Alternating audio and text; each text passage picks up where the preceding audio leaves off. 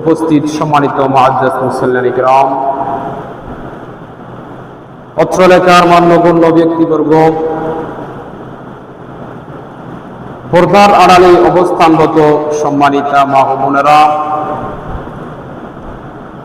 আলোচনা শুরুতে আমরা মহান রব্বুল ইজ্জতের দরবারে লাখো কোটি তার চেয়ে বেশি শুকর গুজার করি যে মহান রব্বুল আলামিন আমাদেরকে দয়া করে, মায়া করে, হায়াতের বাজেট বৃদ্ধি করে সমাজের শত শত মানুষদের মধ্য থেকে বাছাই করে আজকে সাইয়্যিদুল আইয়াম, সপ্তাহের শ্রেষ্ঠতম দিন ইয়াউমুল জুমা, জুমার দিনে আজান হওয়ার সাথে সাথে মসজিদে আসার, বসার, পবিত্র কোরআনুল কারীম থেকে কথা শোনার তৌফিক এনায়েত করেছেন। সেই জন্য আমরা মুনিবের দরবারে একবার কালিমাতুশ শুকরিয়া আদায় করে আলহামদুলিল্লাহ। সম্মানিত মুসল্লিবৃন্দ, আমরা সকলেই জানি হিজরি নববর্ষের 2টি মাস আমাদের কাছ থেকে বিদায় নিয়ে গেছে।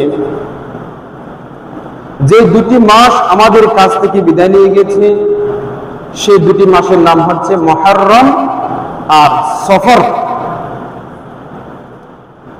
বর্তমান আরবি যে মাসটির মধ্যে আমরা আছি এই মাসটির নাম হচ্ছে রবিউল আউয়াল মাস। এই মাসটিতে আমাদের সকলের নবী, দুই জাহানের সরদার, সর্বশেষ মহানবী সাল্লাল্লাহু আলাইহি ওয়াসাল্লাম এই রবিউল আউয়াল মাসেই দুনিয়াতে আগমন করেছেন, আলহামদুলিল্লাহ। আবার ঠিক এই রবিউল আউয়াল মাসে দুনিয়ার সফর শেষ করে 63 বছর পর মহান রব্বুল আলামিনের ডাকে সাড়া দিয়ে তিনি আবার এই রবিউল আউয়াল মাসেই দুনিয়া থেকে বিদায় নিয়েছেন। এই রবিউল আউয়াল মাস যখন আসে, সমাজের এক শ্রেণীর মানুষ আল্লাহর নবীর ভালোবাসায় পাগল হয়ে যায়। তারা শুধুমাত্র রবিউল আউয়াল মাস যখন আসে, এই রবিউল আউয়াল মাসে তারা বিভিন্ন আয়োজন করে আর নিজেকে দাবি করে যে একজন আল্লাহর রাসূলের আশেক, আল্লাহর নবীর আশেক।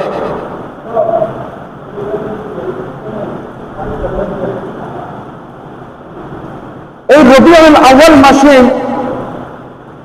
তারা বিভিন্ন সিন্নি, ফিন্নি, বিরিয়ানি, জিলাপি এই ধরনের খাবারগুলো মানুষের কাছে তারা বিতরণ করে আর নিজেকে মনে করে যে একজন আশেকে রাসূল।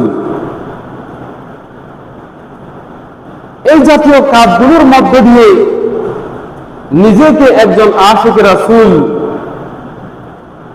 বোনা যায় না। আশেকে রাসূল হচ্ছে সেই ব্যক্তি যে ব্যক্তি মাথা থেকে পা পর্যন্ত আল্লাহর নবীর সুন্নাত অনুসরণ করে, সমস্ত কাজে, যাবতীয় কাজে আল্লাহর নবীর সুন্নাতকে অনুসরণ করে, ফলো করে, তাকে বলা হয় আশেকে রাসূল। যারা রবিউল আউয়াল মাস কেন্দ্রিক আল্লাহর রাসূলকে ভালোবাসে তারা হচ্ছে প্রকৃত আশিকে রাসূল নয়। তারা শুধু একটি মাস আল্লাহর নবীকে ভালোবাসে আর বাকি 11টি মাস কোনো খবরই থাকে না। তাদের মধ্যে যদি আমরা দেখি তাদের মাথা থেকে পা পর্যন্ত আল্লাহর নবীর সুন্নাত গুলো পাওয়া যায় না, এটা কেমনে আশিক রাসূল আমি বুঝি না। তো সুতরাং আমাদের নবীকে ভালোবাসতে হবে। প্রতিদিন, প্রতি মুহূর্তে, প্রতিটা সেকেন্ডে আল্লাহর নবীকে ভালোবাসতে হবে এবং আল্লাহর নবীর সুন্নাতগুলো আমাদেরকে আমল করতে হবে। তাহলে নিজেকে একজন আশিক রাসূল হিসেবে আমরা তৈরি করতে পারবো। সম্মানিত মুসল্লিবৃন্দ, নবী করিম সাল্লাল্লাহু আলাইহি ওয়াসাল্লাম সমগ্র মানব জাতির মধ্যে সর্বশ্রেষ্ঠ মহামানব এবং সর্বশেষ নবী। নবী করিম সাল্লাল্লাহু আলাইহি ওয়াসাল্লামের মাধ্যমে এই গোটা দুনিয়া আলোকিত হয়েছেন। সারা পৃথিবীর মানুষ যখন এক আল্লাহকে ভুলে গিয়ে নানা ধরনের অশ্লীল কাজে লিপ্ত হয়ে গিয়েছিল, জেনা, ব্যভিচার, অত্যাচার, নির্যাতন, জুলুম, এ ধরনের কাজের মধ্যে মানুষ লিপ্ত হয়ে গিয়েছিল। গোটা আরব যখন সমস্ত ধরনের খারাপ কাজের অন্ধকারে অন্ধকার হয়ে গিয়েছিল, তাদেরকে আলোর পথ দেখানোর এমন কেউ ছিল না, তাদেরকে হেদায়েতের পথ দেখার এমন কেউ ছিল না। ঠিক সেই মুহূর্তে আল্লাহ পাক সুবহানাহু ওয়া তাআলা আমাদের সকলের নবী, দুই জাহানের সম্রাট, সর্বশেষ নবী মুহাম্মদ সাল্লাল্লাহু আলাইহি ওয়াসাল্লামকে হেদায়েতের আলো নিয়ে আমাদের মাঝে প্রেরণ করেছেন। আলহামদুলিল্লাহ। আর নবী করিম সাল্লাল্লাহু আলাইহি ওয়াসাল্লাম তাদেরকে নতুন একটি মেসেজ দিলেন, কোরআনের শিক্ষা। আর সেই কোরআন দিয়ে আল্লাহর নবী মুহাম্মদ সাল্লাল্লাহু আলাইহি ওয়াসাল্লাম গোটা পৃথিবীকে আলোকিত করে দিয়েছেন। সুবহানাল্লাহ। সম্মানিত মুসল্লির কিরাম, এই মহান ব্যক্তি তিনি কে? তিনি কোথায় জন্মগ্রহণ করেছেন? তার পরিচয় কি? তিনি কিভাবে দ্বীনের দাওয়াত দিয়েছেন? আজকে সেই বিষয়ে আলোচনা করব। আমরা সকলেই আমলের নিয়তে শুনবো ইনশাআল্লাহ। তবে একটা দুঃখের বিষয়, এখনো পর্যন্ত যারা মসজিদে উপস্থিত হতে পারেননি, আজান হয়ে যাওয়ার পরেও যারা মসজিদে আসতে পারেননি, আপনারা দ্রুত মসজিদে চলে আসুন। সম্মানিত মুসল্লিবৃন্দ, বলতে চেয়েছিলাম মুহাম্মদ সাল্লাল্লাহু আলাইহি ওয়াসাল্লাম তিনি কে, তার পরিচয় কি? আমাদের নবী মুহাম্মদ সাল্লাল্লাহু আলাইহি ওয়াসাল্লাম তিনি আরবের সম্মানিত কুরাইশ বংশে জন্মগ্রহণ করেছেন। আলহামদুলিল্লাহ। তার বাবার নাম আব্দুল্লাহ, মায়ের নাম আমিনা, তার দাদার নাম হচ্ছে আব্দুল মুত্তালিব। নবী করিম সাল্লাল্লাহু আলাইহি ওয়াসাল্লাম দুনিয়াতে আসার অন্তত 6 মাস আগে আল্লাহর নবীর পিতা আব্দুল্লাহ তিনি দুনিয়া থেকে বিদায় নিয়েছেন, মৃত্যুবরণ করেছেন। আল্লাহর নবী যেদিন দুনিয়াতে আসবেন,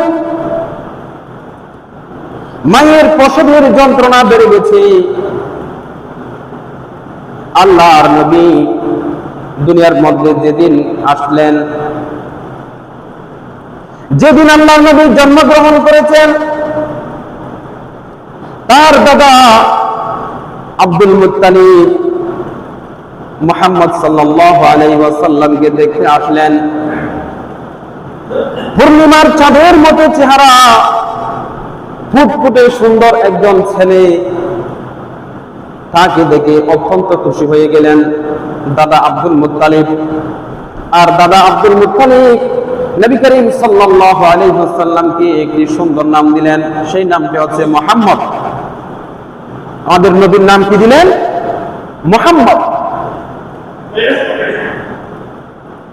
আল্লাহর নবী যেদিন দুনিয়াতে এসেছেন, সেদিন থেকে 6 মাস আগে তার বাবা ইন্তেকাল করেন।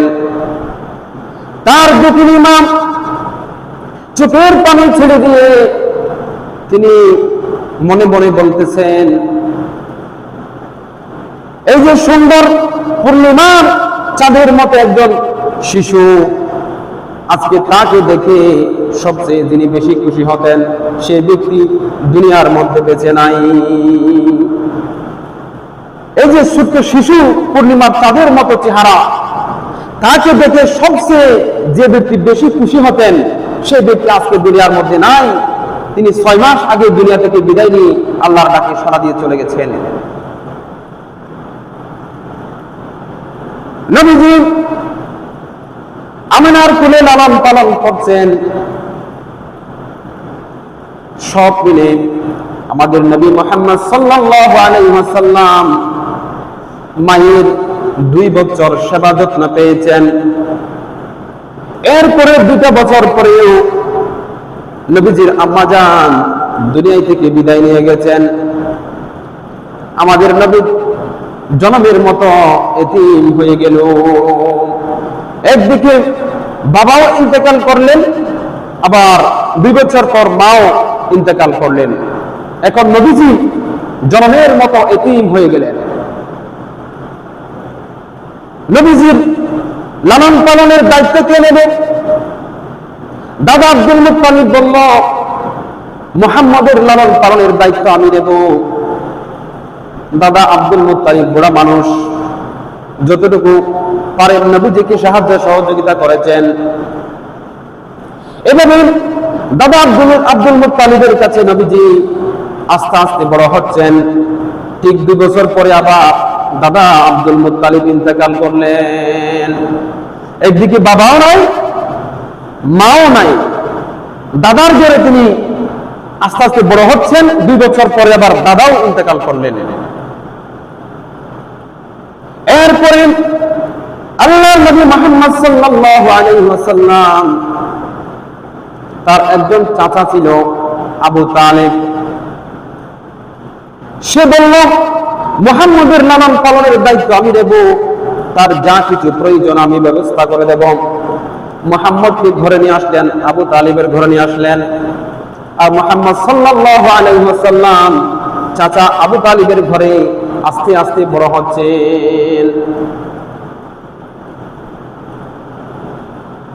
মুহাম্মদ সাল্লাল্লাহু আলাইহি ওয়াসাল্লাম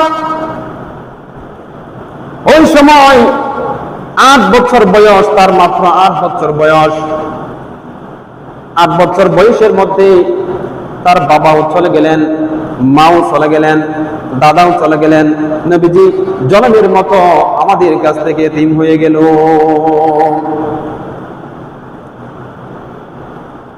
আল্লাহ নবী মুহাম্মদ সাল্লাল্লাহু আলাইহি ওয়াসাল্লাম তিনি চাচা আবু তালিবের ঘরে তিনি আস্তে আস্তে বড় হচ্ছেন। মুহাম্মদ সাল্লাল্লাহু আলাইহি ওয়াসাল্লাম ছোটকাল থেকে তিনি পরিষ্কার পরিচ্ছন্নতাকে তিনি অত্যন্ত ভালোবাসতেন। তিনি পরিষ্কার পরিচ্ছন্ন থাকতেন। আর সমাজের মধ্যে যত ধরনের খারাপ কাজ চলতো, অন্যায় কাজ চলতো, জুলুমি কাজ চলতো, এগুলোকে তিনি অত্যন্ত ঘৃণা করতেন। আর সমাজের দরিদ্র মানুষ দেখলে তিনি দরিদ্র মানুষদেরকে ভালোবাসতেন। কোন অসহায় মানুষ দেখলে তাদেরকে সাহায্য সহযোগিতা করতেন। কোন নিঃস্ব মানুষ দেখলে তাদেরকে মাথায় হাত বুলিয়ে তিনি বুঝ দিতেন। এভাবে তিনি মানুষদেরকে বিভিন্নভাবে সাহায্য সহযোগিতা করতেন। আর আল্লাহর নবী মুহাম্মদ সাল্লাল্লাহু আলাইহি ওয়াসাল্লাম সকলের জন্য আল্লাহ পাক রব্বুল আলামিনের কাছে দোয়া করতেন, সুবহানাল্লাহ। তিনি কারো সাথে ওয়াদা করলে ওয়াদা পালন করতেন। কাউকে কোনো কথা দিলে মুহাম্মদ কথা রাখতেন। তার এই চরিত্র দেখে, তার উন্নত গুণাবলী দেখে গোটা আরবের মধ্যে তার আলোচনা, দোকানে দোকানে তার আলোচনা হচ্ছিল। এই যে আমরা দোকানে বসে আমরা গল্প করি না, 92 আরা হরতানো হয়, তবে আরবের কুরাইশ বংশের মধ্যে হয়তো বেশি সুন্দর ফোয়া জন্ম হই, হয়তো বেশি সুন্দর ফোয়া দিনের মধ্যে আসছে। এবার রামুল্লাহ মোহাম্মদ হয়তো মানুষের মধ্যে বেশি সুন্দর এর হতা হয়। হন মানুষ যদি বিপদের বাজে গেলে এদের আরো সাহায্য সহযোগিতা করে। কোনো মানুষ অসুস্থ হলে এবারে দেখতে যায়, আর কোনো মানুষ যদি কোনো আমানত দিলে এই আমানত খেয়ানত না করে, কোনো কিছু রাখাত দিলে সুন্দর করে রাখিয়ে আবার তার হাতে পৌঁছাইবে। এভাবে দোকানে দোকানে গোটা আরবে আল্লাহর নবী মুহাম্মদ সাল্লাল্লাহু আলাইহি ওয়াসাল্লামের সুনাম দিন দিন বৃদ্ধি পেতে লাগলো। মক্কার লোকেরা মুহাম্মদ সাল্লাল্লাহু আলাইহি ওয়াসাল্লামকে তার গুণাবলী দেখে নাম দিল সাদেক, অর্থাৎ সত্যবাদিতা। আরেক নামও ডাকতো আল আমিন, অর্থাৎ বিশ্বস্ততা। এমনকি মক্কার কাফেরগণ আল্লাহর নবীকে প্রয়োজনীয় জিনিসগুলো জমা দিতেন। আল্লাহর নবী মুহাম্মদ সাল্লাল্লাহু আলাইহি ওয়াসাল্লাম মানুষের সাথে অত্যন্ত সুন্দরভাবে কথা বলতেন। কোনো মানুষ বিপদে পড়লে তাকে সহযোগিতা করতেন, কোনো মানুষ অসুস্থ হলে তাকে দেখতে যেতেন, আর মানুষের সাথে এত সুন্দর আচরণ দিয়ে কথা বলতেন, আর সমস্ত মানুষের জন্য আল্লাহ পাক রব্বুল আলামিনের কাছে দোয়া করতেন। নবী করিম সাল্লাল্লাহু আলাইহি ওয়াসাল্লামের বয়স যখন 40 বছর, তিনি হারা গুহায় আল্লাহ পাক রব্বুল আলামিনের ইবাদত করার জন্য গেলেন। তখন আল্লাহ পাক রব্বুল আলামিনের পক্ষ থেকে নবুয়ত এসে পৌঁছালো। হযরত জিবরাইল আমিন এসে মুহাম্মদ সাল্লাল্লাহু আলাইহি ওয়াসাল্লামকে পবিত্র কোরআনুল কারীমের সূরা আলাকের প্রথম কয়েকটি আয়াত পাঠ করে শোনালেন। আল্লাহর নবী জিবরাইল আমিনকে দেখে ভয় পেয়ে গেলেন, তার গায়ের মধ্যে জ্বর এসে গেল। আল্লাহর নবী মুহাম্মদ সাল্লাল্লাহু আলাইহি ওয়াসাল্লাম বাড়িতে ফিরে আসলেন, আর তার প্রিয়তমা স্ত্রী আম্মা জান খাদিজা রাদিয়াল্লাহু তাআলা আনহার কাছে সমস্ত ঘটনা করে বললেন। খাদিজা রাদিয়াল্লাহু তাআলা আনহা বললেন, ওগো আমার প্রিয় স্বামী, আপনি একজন আল্লাহর নবী, আপনি তো এতিমের হক আদায় করেন, আত্মীয়তার সম্পর্ক বজায় রাখেন, কোন মানুষ বিপদে পড়লে আপনি তাকে সাহায্য করেন, কোন মানুষ অসুস্থ হলে আপনি তাকে দেখতে যান, মানুষের সাথে সুন্দর আচরণ করেন। সুতরাং এটি আপনার জন্য মুসিবত নয়, এটা নিশ্চয় আপনার জন্য আল্লাহ পাক রব্বুল আলামিনের পক্ষ থেকে হেদায়েত। এটা আপনার জন্য আল্লাহ পাক রব্বুল আলামিনের পক্ষ থেকে ওহী। আমার বিশ্বাস আপনাকে আল্লাহ পাক রব্বুল আলামিন পথভ্রষ্ট করবেন না। আপনি আপনার কাজ চালিয়ে যান, আপনাকে স্বয়ং আল্লাহ পাক রব্বুল আলামিন সহযোগিতা করবেন। সুবহানাল্লাহ। কেমন স্ত্রী দেখেন, যেমন নবীর তেমন স্ত্রী। আম্মা জান খাদিজা রাদিয়াল্লাহু তাআলা আনহা মুহাম্মদ সাল্লাল্লাহু আলাইহি ওয়াসাল্লামকে সব সময় তিনি উৎসাহ দিতেন, সহযোগিতা করতেন। আম্মা জান খাদিজা রাদিয়াল্লাহু তাআলা আনহা ছিলেন তৎকালীন আরবের সর্বশ্রেষ্ঠ একজন ধনী মহিলা। আপনার যা কিছু প্রয়োজন আমি ব্যবস্থা করে দেব, আপনি দিনের দাওয়াতি কাজ নিয়ে আপনি সামনের দিকে যেতে থাকুন, যা কিছু প্রয়োজন আমি ব্যবস্থা করে দেব। এভাবে স্বামীকে অর্থাৎ আল্লাহর নবী মুহাম্মদ সাল্লাল্লাহু আলাইহি ওয়াসাল্লামকে আম্মা জান খাদিজা রাদিয়াল্লাহু তাআলা আনহা উৎসাহ দিতেন, সাহায্য সহযোগিতা করতেন। আমাদের স্ত্রীর দিকে দেখেন, আমাদের স্ত্রী এমন হওয়া চাই। আমি মনে করি একজন পুরুষ সফল হওয়ার পিছনে কিছু না কিছু স্ত্রীর অবদান থাকে, ঠিক কিনা? স্ত্রী যদি গাবড়ে যায় আপনি দেখে পড়বেন, আর যদি স্ত্রী আপনাকে যদি উৎসাহ দেয়, আপনাকে যদি উৎসাহ দেয়, আপনি অনেক দূর এগিয়ে যেতে পারবেন, আমার বিশ্বাস, আমি মনে করি। সুতরাং আমার মা বোনদেরকে এমন হতে হবে যেভাবে আল্লাহর নবীর স্ত্রীগণ যে পথে চলেছেন, সাহাবায়ে কেরামদের স্ত্রীগণ যে পথে চলেছেন, আমাদের মা বোনদেরকেও ঠিক সেই পথেই চলতে হবে। সম্মানিত মুসল্লিবৃন্দ, এরপর আল্লাহর নবী মুহাম্মদ সাল্লাল্লাহু আলাইহি ওয়াসাল্লামকে নবুয়তের দায়িত্ব দেয়া হলো। নবুয়তের দায়িত্ব দেওয়ার পর তিনি সর্বপ্রথম কাছে দিয়ে দাওয়াতি কাজ শুরু করবেন। আল্লাহ পাক রব্বুল আলামিন পবিত্র কোরআনুল কারীমের মধ্যে জানিয়ে দিলেন, وأنذر عشيرتك الأقربين। হে নবী, আপনি আপনার নিকটতম আত্মীয়দেরকে আপনি সতর্ক করুন, আপনি দাওয়াত দিন।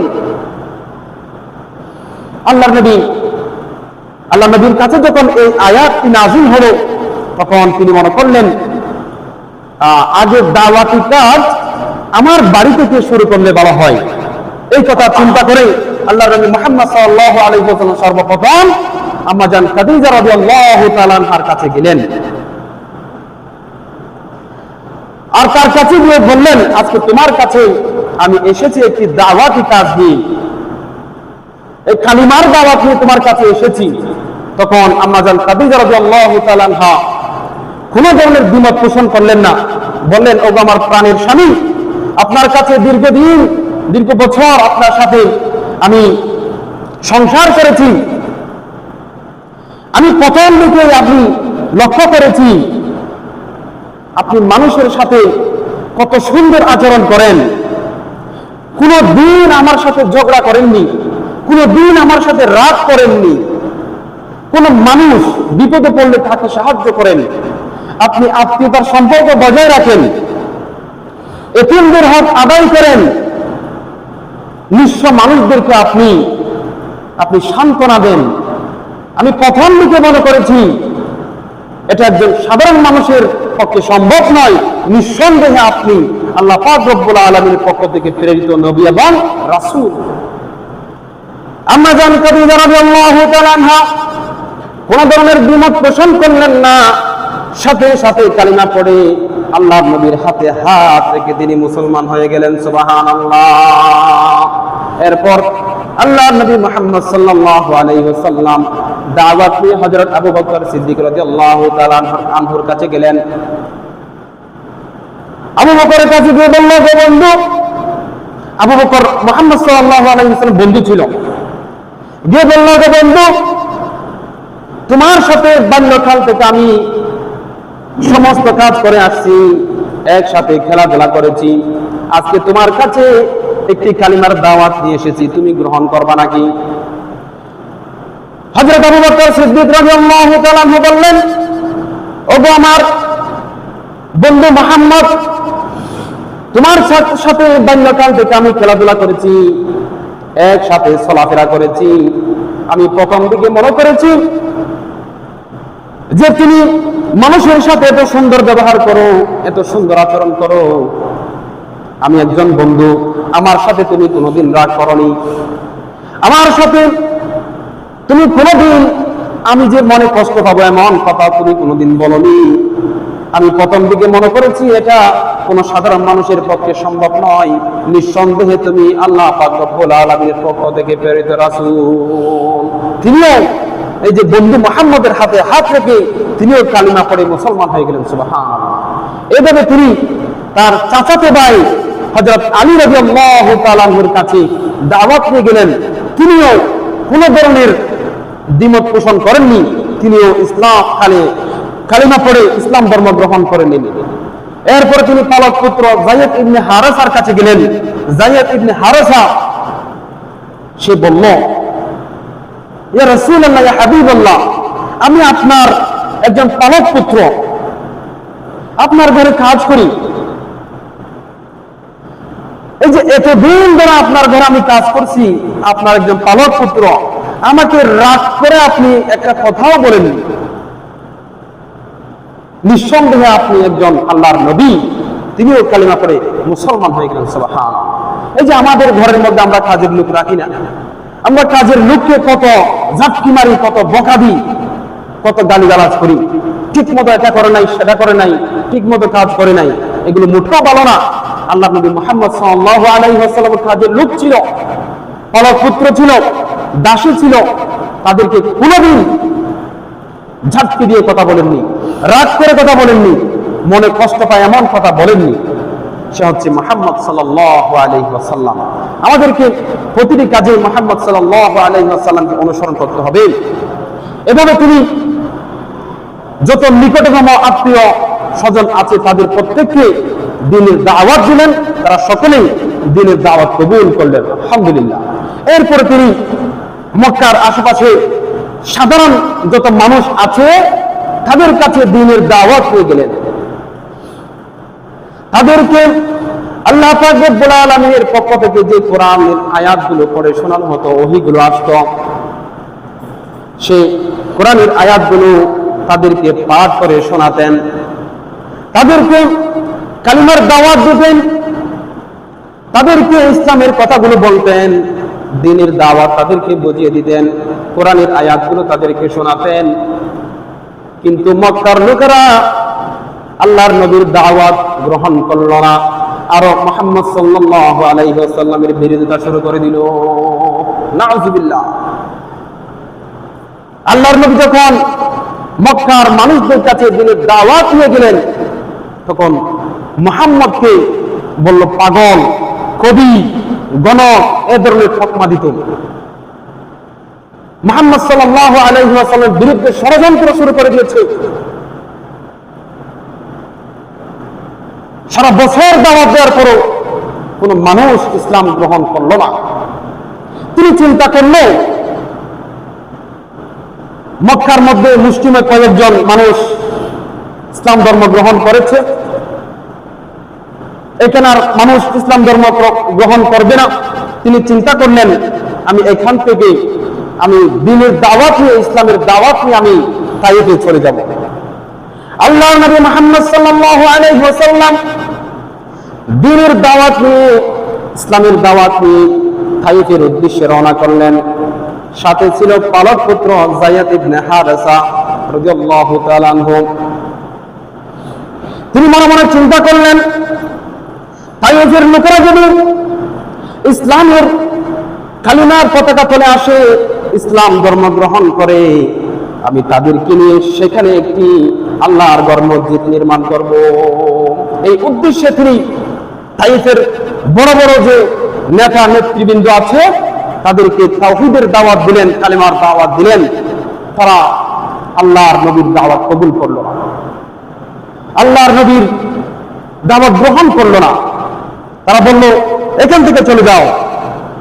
আল্লাহর নবী মুহাম্মদ সাল্লাল্লাহু আলাইহি ওয়াসাল্লাম তাদের কাছ থেকে চলে আসলেন। এরপরে গেলেন তাইফের সাধারণ জনতার কাছে গেলেন, তাদের কাছে গিয়ে বললেন আমি আল্লাহ পাক রব্বুল আলামিনের পক্ষ থেকে তোমাদের কাছে কালিমার দাওয়াত নিয়ে এসেছি, দ্বীনের ইসলামের দাওয়াত নিয়ে এসেছি। এখন তারা বলল তুমি তো একজন পাগল, আমরা আমাদের বাপ দাদার ধর্ম আমরা পালন করব, এখন তুমি নতুন করে এগুলো আমাদেরকে কি বলো? সুতরাং তুমি 24 ঘন্টার মধ্যে তাইফের এলাকা তুমি ছেড়ে, এই তাইফ শহর ছেড়ে তুমি অন্য জায়গায় চলে যাও। আল্লাহর নবী মুহাম্মদ সাল্লাল্লাহু আলাইহি ওয়াসাল্লাম তার পালক পুত্র যায়েদ ইবনে হারেসাকে নিয়ে তিনি সেখান থেকে চলে আসছেন। আর পিছনে তাইফবাসীরা লেলিয়ে দিল ছোট্ট ছোট্ট বাচ্চাদেরকে, আর বলল তোমরা এই মুহাম্মদ পাগলকে তোমরা পিছনে পাথর নিক্ষেপ করো, পাথর মারো। নাউযুবিল্লাহ। আল্লাহর নবী যখন চলে আসলেন, পিছন থেকে তাইফের ছোট্ট ছোট্ট লোকেরা পাথর মেরে মুহাম্মদ সাল্লাল্লাহু আলাইহি ওয়াসাল্লামকে রক্তাক্ত করে ফেলল। নাউযুবিল্লাহ। যায়েদ ইবনে হারেসা তিনি মুহাম্মদ সাল্লাল্লাহু আলাইহি ওয়াসাল্লামকে বললেন ইয়া রাসূলুল্লাহ, ইয়া হাবিবাল্লাহ, উদু আলাল মুশরিকিন, আপনি মুশরিকদের জন্য আল্লাহর কাছে বদদুয়া করুন। তখন আল্লাহর নবী মুহাম্মদ সাল্লাল্লাহু আলাইহি ওয়াসাল্লাম বললেন লাম আবআস লাআনা, আমি তাদেরকে লানত দেওয়ার জন্য আমি এখানে আসিনি, আমি তাদেরকে বদদুয়া দেওয়ার জন্য আমি এখানে আসিনি, আমি তাদের জন্য রহমত, আমি তাদের জন্য রহমত হিসেবে আমি এখানে এসেছি। সুতরাং আল্লাহ নবী মুহাম্মদ সাল্লাল্লাহু আলাইহি ওয়াসাল্লাম দ্বীনের দাওয়াত দিতে গিয়ে তিনি রক্তাক্ত হয়েছেন, দমদম মোবারক শহীদ করেছেন, তিনি কষ্ট পেয়েছেন।